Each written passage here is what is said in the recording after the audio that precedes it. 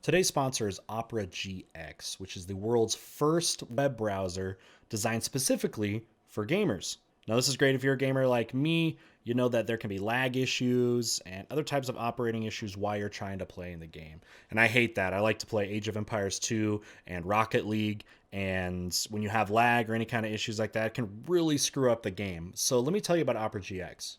Now, why Opera GX is extremely useful for PC gamers is specifically for this feature right here called GX Control. And I want to show you. Now, here on the left, you have some things that can really help you be able to play your computer games without having a ton of lag and a ton of issues. So a few of the things that are going to be in here, one is to get rid of some things that can steal your resources. So you got the hot tabs killer. You go in here and you can see things that are going to help you with your CPU and RAM and be able to kind of wipe those out. Now, one of the big ones here too is the network limiter. So what this is useful for is to limit how much bandwidth the Opera GX browser is going to take. And you can see that right here and make adjustments because, again, that is a big thing. So here we go. This is where you turn it on and you can see like what do you want it to be able to take. Now, also, you've got the RAM limiter. So this is another thing that is going to let you kind of allocate resources. So you can adjust that, from how much RAM that Opera GX is going to use. Okay, you also got the CPU limiter. You can turn this on and, again, similarly limit how much it can use. Now, if you are somebody that's using another browser right now, like Google Chrome, which is I've been using for years, you can actually test this out, but you will see that Opera is going to use fewer resources, again, which can just give you that extra boost you need to be able to perform in your games much better. You'd rather, if you're going to lose, you want to lose with your gameplay, not with something like lag. Another really cool thing that Opera has is integration with Twitch and with Discord. So if you didn't know, I have a Twitch channel. You guys should definitely follow Mr. Terry History. And it's just built in right here where you just click on the side of your Opera browser here and it'll bring up your follow channels and who's on and stuff. And that's a real nice time saver. You can also do the same thing with Discord. So I have a Discord server as well. There'll be a link down in the description. But here I can just pull up all the stuff that's going on. We can see people are talking about games. And if you are a gamer, we got a whole bunch of really good sections for a lot of history games. You can see CK2, Age of Empires, all this stuff, Civilization. Great place to be able to come hang out. So definitely do that. You can download Opera GX for free. There's a link down in the description. All right, and let's go ahead and get started with the video. All right, so we're back with Sam Anella. By the way, thanks to our patrons for voting on this video this week. Been a bit since we did some Sam Anella videos. This one was voted on, and it is South Sudan, the world's newest country. Cool. Check it out. Love the sophisticated music. So you can say hi, kids, or whatever. Hey kids, today I'm going to talk about South Sudan.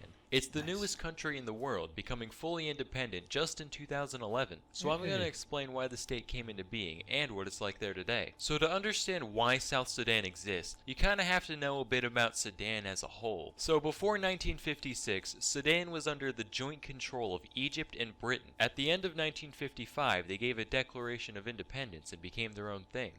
Okay, hold on. So this is actually an interesting topic, I think, for him to choose because Sam Anella usually does pretty lighthearted topics or things that he can make lighthearted. The Sudan split and creation of South Sudan was the result of years of truly horrific things going on with these genocides in Darfur and places like that. So I'm wondering how he's going to be able to do that. But again, colonial history, pretty much what the British wanted to do was colonize pretty much all of the Nile.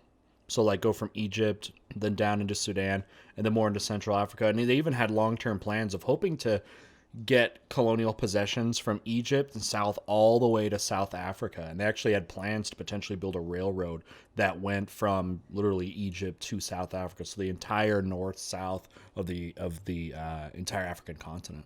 The independence movement, however, was led by this guy, Ismail al-Azhari, and he was like, hey everybody, we are an Arab-oriented Muslim nation. But then 8 million Christians. Sudanese black people were like, whoa now, hold your camels, Ishmael. Us Africans, we ain't all about your Allah. Right. He was like, yeah, well who cares? exactly. Oh, I see. So they got into a civil war between the primarily Arab Muslim The North and Christian. the traditionally oriented African South. Yeah. That went on for So yeah, and yeah, it's more diverse than that. There's Christians, there's other traditionals. Basically, the more north you went in Africa, closer you went to the historical caliphates that ruled in North Africa, so Islamic. And then when you get southern and even eastern towards like Ethiopia, you have some Christianized areas as well, and then local African traditions. So that's, I mean, this is already showing one of the problems that Africa's always had, which is borders that don't reflect real cultural borders, which leads to a lot of political strife and social strife. 16 years until finally the North's like, alright, fine, you can do your thing. Like, you're still part of Sudan, but you can govern yourself for the most part. We'll take our falafels elsewhere. And that peace treaty lasted 11 years from 1972 to 1983. Eventually, the South stuff I was didn't like, know. well, things aren't that bad now, but the Arabs still technically control us, so it could get worse. And I'm not in the mood for any Sharia law anytime soon, so we should probably go back to Sharia fighting. law? So then there was another Sharia law civil is basically laws founded by religious laws, like Islamic laws. So coming from the Quran or maybe some of the Hadiths, but it's religiously inspired law, and that had been a common thing to different predominantly Islamic countries that they use that to rule. But if you have a country again that isn't like purely Islamic, that can be something that people wouldn't like, which again you're going to see in Darfur in Sudan. War, which was basically a continuation of the first one, and that ran on from 1983 all the way to 2005, when finally the two sides made a comprehensive peace agreement, which led to South Sudan becoming totally self-governing in 2006. Then after 5 more years of fiddling around with paperwork, South Sudan became a fully fledged independent nation in 2011. So notice how there were 2 civil wars before the South gained independence. I guess you could say 2 coups make a Sudan. So, now that they finally got what they want, it must be great to live in South Sudan now, right? No, not really. It's actually just about the worst place you could ever choose to live in. Seriously, if somebody gave me the choice of moving to South Sudan or living the rest of my life with my dick inside an anthill, I'd be slathering on the honey before they even finish their sentence. Let me talk about a few reasons South Sudan sucks so bad. First, let me talk about ethnic groups. Europe, as we all know, contains a lot of ethnic groups. Sure. Scots, Serbs, Slovaks, Slovenes, Spaniards, Swedes. And those are just the big ones that start with S. There's like 100 others. The same is true with Africa. There are thousands of localized ethnic groups sprinkled all over the continent, whether if you're interested in learning about diversity of groups in Africa, I forget the name of the video that I did a reaction to. I don't know if it was an alternate history hub, but there's something related to the diversity of African groups. I believe it was something to do with the borders, African borders, I think, and the issues that they have. So if you're interested in that stuff, definitely check it out. I forgot exactly what the name of the video is, but there's something about African borders you can check out in my library. whether or not you could tell from first glance. As such, South Sudan is home to a bunch of different peoples, each with their own languages and customs. And these groups have a long history of disagreeing with each other, like they don't get along much. So that's one thing. Second, remember how South Sudan was at war with the North for basically all of the past half a century? Well, as a result, the whole place is pretty geared for war and not much else. Their infrastructure is abysmal, and they've got all these guns just lying around waiting to be shot at something. Third, South Sudan has a bunch of oil reserves in different locations around the nation, and we all know how much people like oil. Everybody wants control of whatever wells they can get. So between these... That's interesting, because you see, usually the the community, global community, will get involved in civil wars like this if there's an economic advantage. And I hadn't heard much about oil production in the Sudan, because I remember when this war was very bloody that was happening here.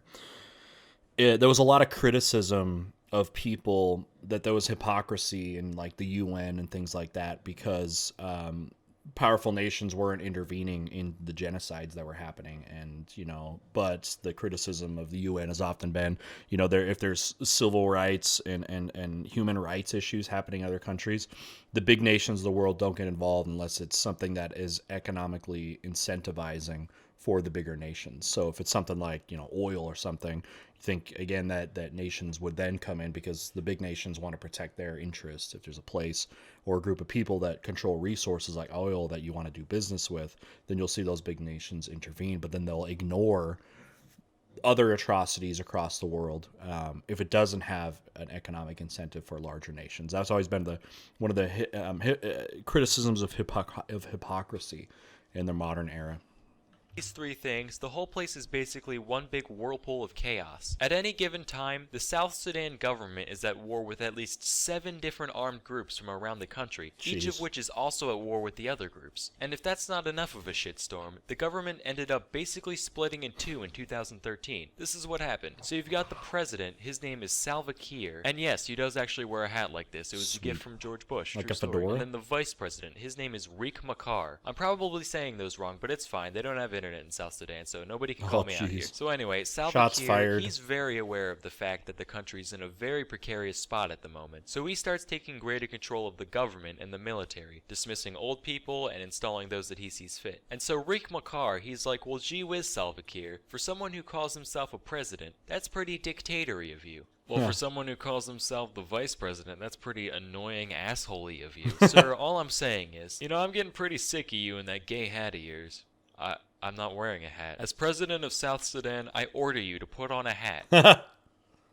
Yeah, see? That hat's gay. You're wearing the exact same hat. Alright, fuck you. You're out of a job. Wait, what? Yep, you and your whole cabinet. Get out. Okay, I made up the part about the hat, but the rest of that is true. Also, I should mention that Kiir and Machar come I mean, imagine how much chaos you're going to have at a government if you have that kind of thing between a president and a vice president and that kind of disagreement. You could never, do that. It's probably the reason why in the United States, originally in the United States, the vice president and president were voted on. So what happened was the person with the most votes, electoral votes, became president, and the person in second became the vice president, which obviously led to a lot of disagreements because those people probably had different platforms and beliefs, and eventually they get rid of that, and the president can choose their running mate in the U.S. But yeah, if you don't have that kind of thing, then that's going to cause issues. two different ethnic groups. See, Kiir is a Dinka, whereas Machar is a Nuer, which only heightened the tensions between the two. So after Machar got the boot, he ended up taking a chunk of the military with him, most of which were Nuers like him, and they started a rebellion against Kiir's government. This is known as the South Sudan Civil War, and it's still going on to this day. So yeah, to sum it up, if you looked up clusterfuck in the dictionary,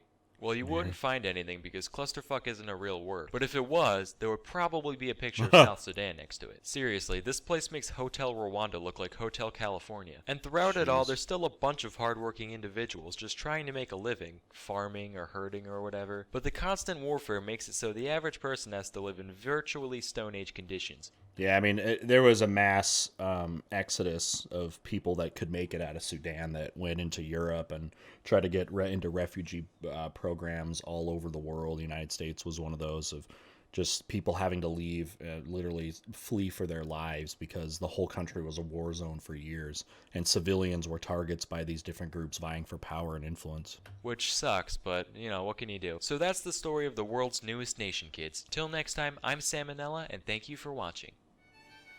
All right, what I was going to say was it's sad that, you'd think with the creation of a new nation is supposed to solve problems and hopefully create peace, right? Otherwise, why do you do this in the first place? And it's sad, pretty tragic to see, it's like they have this civil war break off into South Sudan, and then there's civil wars within the areas that had civil wars. And, you'd hope you get your independence and that would solve a lot of issues, but it seems like, at least for South Sudan, it's the same issues.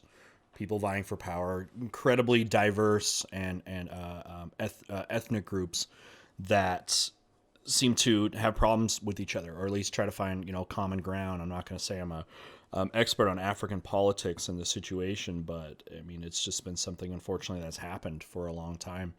And yeah, it's kind of tragic. Again, it's like you cheer the fact that you get this South Sudan, and I mean maybe the one thing all those groups in the South Sudan agreed upon before the split was they didn't like the Islamic-dominated population of the North. But then once they got rid of that and became their own entity in the South, and they start going at each other, and it looks like that violence is still there.